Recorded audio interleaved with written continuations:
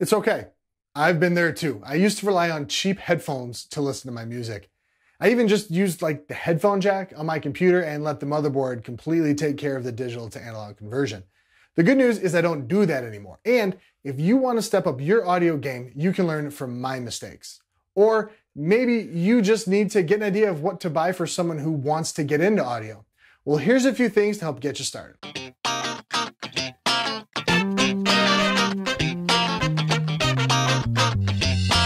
What's going on, everybody? Jeremy with Detroit Tech. So let's talk about great entry-level audiophile gear.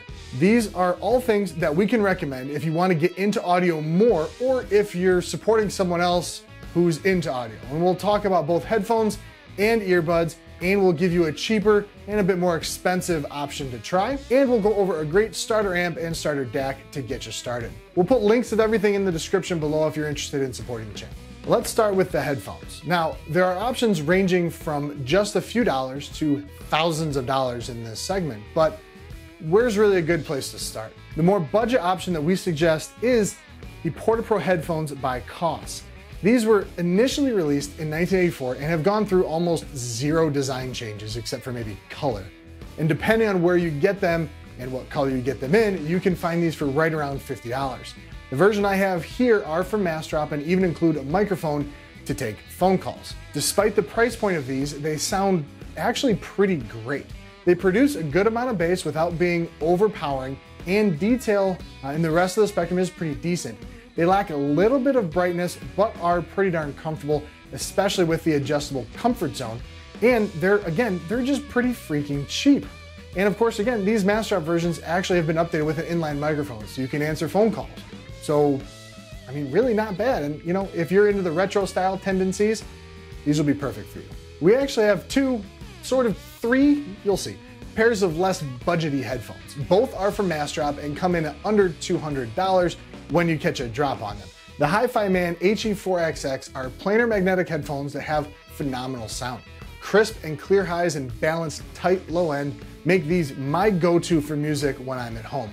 We have an entire review on these as well, which you can check out right here. But if you're looking for something a bit less clinical and warmer, the Sennheiser HD6XX, or you can even go for the 58X Jubilee. They sound pretty similar, not exactly the same, but close. The 6XX are $200, the 58X are $150, and that $50 can make a big difference. You'll be happy with either pair. They're not bass heavy, but they definitely are warmer than the 4XX and the 650s, which the 6XX are based off of, are some of the best headphones under $800. But they'll actually cost you closer to $400 than $200. So you can't go wrong with either of these. Now let's hop into the world of IEMs, or in-ear monitors, or just plain old earbuds. On the less expensive side of IEMs, we have the Yinyu KZ ZS6. First off, the design of these is awesome. Even though I think they borrowed heavily from Campfire Audio, they boast 4 drivers packed into them and run around the $50 mark depending on the color and if you want a mic or not for phone calls. Like many lower cost IEMs, these have more of a fun sound. The bass is actually like pretty freaking big, but with the 4 drivers, the high end doesn't suffer as much as you would actually think. These are definitely not a flat EQ response, but they get the job done and don't cost an arm and a leg. Perfect for someone who's just getting into audio. And look for a full review of these coming up in the next couple of months. The slightly more expensive pair of IEMs is the Shure SE215s. These tend to clock in right around $100. They come with a few different ear tips and foam tips too, and like the ZS6, they block out tons of outside noise and don't leak any sound. The 215s only have 1 driver and tend to be a bit flatter in terms of EQ because of that. However, these are probably my favorite pair of IEMs I've ever tried. They give you clean detail and enough bass for most genres, as long as you don't need your head to actually vibrate. IMO, if someone has $100 to spend on in-ears, these are always what I recommend. The next step to good audio is an amp, especially if you're going full headphone. The amplifier from your motherboard won't cut it, especially if you're going for the 4XX or 6XX. For this, I recommend the Shit Audio Magni 3. At $100 or $99, super affordable, provides a very clean sound that's very transparent, meaning it doesn't color the sound that's coming out.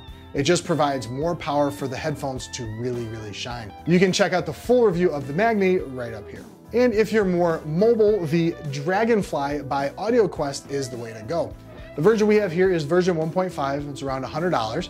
And this USB powered dongle acts as an amp and DAC, meaning it will take over the digital to analog conversion from your phone or computer and provide extra power. Corey has a Galaxy Note 8 and the sound quality is much improved with the Dragonfly attached. The amp portion will definitely power your in-ears or headphones better, but this version doesn't quite power something as power hungry as the 6XX.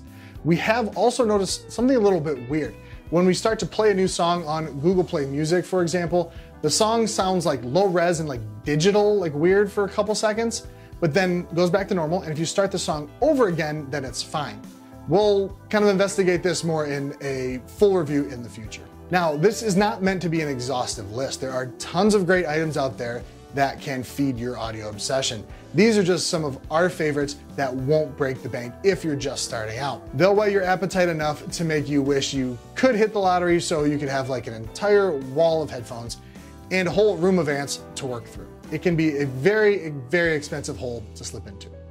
Thanks for watching, everyone. If this video was helpful, hit the thumbs up and subscribe. If you don't like that I didn't include the Sennheiser HD800s into a video for people just getting into the audio game, hit the thumbs down. Either way, let us know in the comments below exactly how audiophilic you are, and we'll catch you in the next one.